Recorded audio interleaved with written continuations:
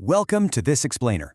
We're about to dive into the absolute ultimate toolkit for building unbeatable arguments, totally dismantling opposing views, and delivering your speeches with total confidence.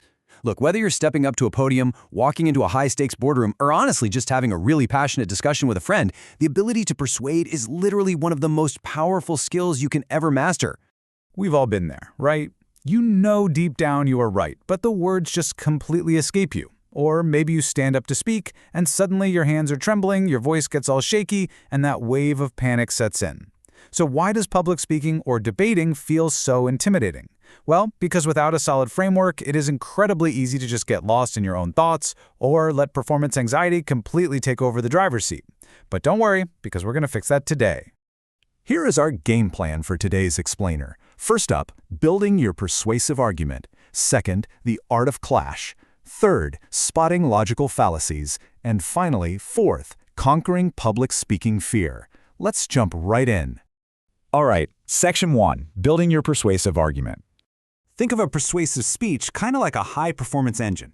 It needs the right fuel to run, and the ancient Greeks actually nailed this centuries ago with 3 essential ingredients. First, you've got ethos. This is all about establishing your trustworthiness. It answers that unspoken question in the audience's mind. Why should we listen to you? Then there's pathos, which is your direct appeal to emotion. Whenever you make someone feel deeply patriotic, super joyful, or even a little guilty, you're tapping right into pathos. And finally, logos, which engages our pure sense of logic, using clear premises and conclusions. A truly unbeatable argument weaves all 3 of these together seamlessly. So, how do we actually put that fuel to work? We use specific rhetorical devices. Think of these as the nuts and bolts of your speech. Take hyporrhea, for example. Sounds like a fancy word, right? But it's actually just when you ask a question out loud and then immediately answer it yourself. It acts like a giant neon signpost for your listeners, guiding them exactly where you want them to go. Then we have parallelism, which gives your sentences this really smooth, rhythmic structure. By keeping the grammar parallel, you make even your longest, most complicated points incredibly easy for anyone to follow and digest. Now, to physically build your case from the ground up, you've got to use the PEEL method. P-E-E-L. It is a total game changer. P stands for point. State your main claim crystal clear. E is for explain. You want to paint a vivid picture of the before and after impact of your point. The second E is for example. And here, you really want to use real-world objective facts, not just a personal story. Finally, L is for link. Use a phrase like, and that is exactly why we should, to tie everything you just said right back to the core topic. Boom, you've just created an airtight structure. Moving right along to Section 2, the art of clash. So in the debate world, clash is the absolute beating heart of the exchange. It's not just crossing your arms and saying, nope, you're wrong. True clash happens when opposing arguments directly lock horns and engage with each other, forcing the other side to actually defend what they just claimed. This back-and-forth action is exactly what reveals the true flaws in reasoning to the audience. Without clash, let's be honest, you just have 2 people giving completely unrelated monologues in the same room.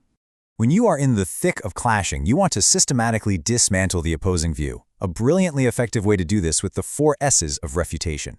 First, signal. Call out the exact claim you're targeting so the audience knows what's happening. Second, state. Make your counterclaim loud and clear.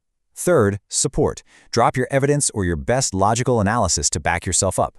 And fourth, summarize. Tell them exactly why your argument beats theirs and why it actually matters in the grand scheme of things. Once you've mastered those basics, you can start bringing out the advanced techniques. You've got preemptive refutation, which is basically anticipating their argument and destroying it before they even reach the podium. Framing lets you shape the entire perspective of the debate to favor your side. But honestly, my absolute favorite has to be the turnaround. This is where you take your opponent's exact argument, like say their claim that school uniforms create unity, and you completely flip it to prove that uniforms actually suppress individuality. You are literally using their own premise against them. It is devastatingly effective. All right, Section 3, spotting logical fallacies. Okay, now we are entering the minefield. When opponents have a weak case, they are definitely going to try to distract you. You have to be ready. Watch out for the straw man. That's when they distort your actual stance to make it way easier to attack. Then there's the classic red herring. Imagine you're debating the ethics of child labor, and your opponent abruptly pivots to talking about the positive impacts on the economy. They are entirely dodging the real issue. You also need to flag moral equivalence, where they try to equate a tiny issue with a massive transgression, like claiming standard taxation is morally identical to literally stealing. And then we have the infamous slippery slope. This is basically a completely broken chain of logic. It incorrectly leaps from one specific, usually minor action, straight to an extreme, totally unlinked outcome. For instance, if an opponent argues that a temporary mask mandate for public health will inevitably and directly cascade into the entire country becoming a permanent dictatorship, it's a massive leap. By just pointing out the missing links in that extreme chain reaction, you completely neutralize their argument. You also really need to watch your step around the post hoc trap. This is the false assumption that just because event B happened after event A, well, event A must have caused it, like assuming that introducing new school uniforms caused a massive spike in grades, while completely ignoring the fact that the school also hired way better teachers. Also, keep an eye out for hasty generalizations, where huge conclusions are drawn from tiny sample sizes, and the bandwagon fallacy, which tries to bully you into thinking something is right just because a bunch of other people believe it. Finally, whatever you do, don't get caught in these logic traps. Circular arguments are exactly what they sound like, just repeating the premise as the conclusion.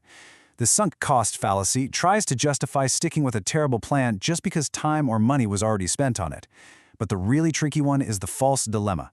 This creates a totally artificial black and white ultimatum, like claiming we absolutely must either stop taxing sugary drinks entirely or just let all the beverage companies go bankrupt. It completely ignores reality, which is that companies can and do simply adapt by making healthier stuff. Which brings us to our final stop, Section 4, Conquering Public Speaking Fear. Okay, so you have the logic and you have the structure. But what about the human element, the nerves? Well, according to the experts over at the Mayo Clinic, performance anxiety is totally 100% normal, and it almost always peaks right at the very start of your presentation. To beat it, you need to challenge those specific worries with actual evidence. Ask yourself seriously, what is the realistic worst-case scenario here? While you're speaking, focus entirely on your material, not on the audience staring at you. People are there for the new information you're giving them. They aren't microanalyzing your delivery. And this is crucial. Do not fear a moment of silence. If you lose your place, it feels like an absolute eternity to you. But to the audience, it just looks like a really thoughtful pause. Just embrace the silence, take a deep breath, and keep going. So there you have it. You now possess the ultimate toolkit to craft rock-solid arguments using the Peel method, systematically dismantle logical fallacies through direct clash, and deliver your points with unshakable, well-practiced confidence. The only question left for you is, what are you going to debate next? The power to persuade is right there in your hands. Go out and use it.